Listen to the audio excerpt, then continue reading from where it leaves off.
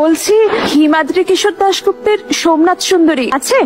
এক মিনিট, না সোমনাথ সুন্দরী নেই, তবে জীবনানন্দ দাশ কিংবা গিরিশচন্দ্র ঘোষের বই আছে। আচ্ছা, আপনি কি এখানে রোজই বসেন? হ্যাঁ, আপনি চাইলে আমি বইটা আনিয়ে রাখবো। তাহলে তাই করুন। আরে আপনি নয়, তুমি। আপনিটা যেন বড় বেমানান, তুমিটাই থাক। না আপনি তো সরি, তুমি বুঝি খুব বই পড়তে ভালোবাসো? হ্যাঁ খুব। তুমি কি করতে ভালোবাসো? লিখতে, ভাবতে।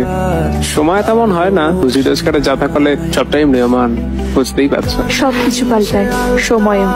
আচ্ছা চলো। হ্যাঁ, আমি একটু বাজারের দিকে যাব, তুমি কি তাহলে? হ্যাঁ, আমি ওইদিকে যাব। আচ্ছা আচ্ছা, তুমি কি রোজ সকালে ওখানেই বসো? সকালে ওখানে থাকি না, কেন বলো তো? আসলে বলছি, কাল সকালে হাঁটতে যাবে? কোথায়? অচেনা কিছুর খোঁজে। আমার যা অজানা যা অচেনা সবটাই এক। তুমি দেখবে, আমার চোখ দিয়ে দেখবে।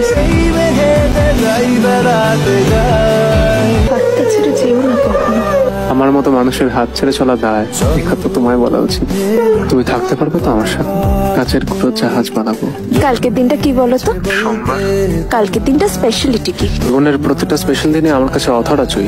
দিনক্ষণের হিসাব করবো কিভাবে বলতে পারো? তোমার মতো একটা পেসিমিস্টিক মানুষ না আমি জীবনে দেখিনি। আমি এমন হাজারো মানুষের নাম বলতে পারবো যারা চোখে দেখতে পেতেন না, কিন্তু জীবনে অনেক বড় বড় কাজ করেছেন, কারণ তারা প্যাশনটাকে ভালোবেসেছে। ক্লড মনে ছবি আঁকতেন, যে ফেলি মিউজিশিয়ান ছিলেন, জেমস থার্বার লেখক ছিলেন। তুমি না লিখতে ভালোবাসো, ভাবতে ভালোবাসো, আগে প্যাশনটাকে ভালোবাসতে শিখো। দীপ চলো। এটা পড়ে যাবো? রেডি হয়ে নাও। জানো কি কেন দিন দুপুরে স্বপ্নে ভিজেছি? ক্ষতি নেই এটা যে করলে এরপর তোমার কিটা?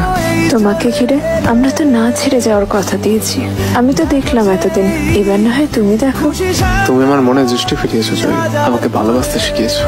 তুমি আমার লেখার অনুপ্রেরণা হবে। জাহাজ যদি ডিঙিয়ে হয়, হাতের উপর হাতটা রেখো। এসব যদি সত্যি নাও হয়, অকারণেই সাথে থেকো।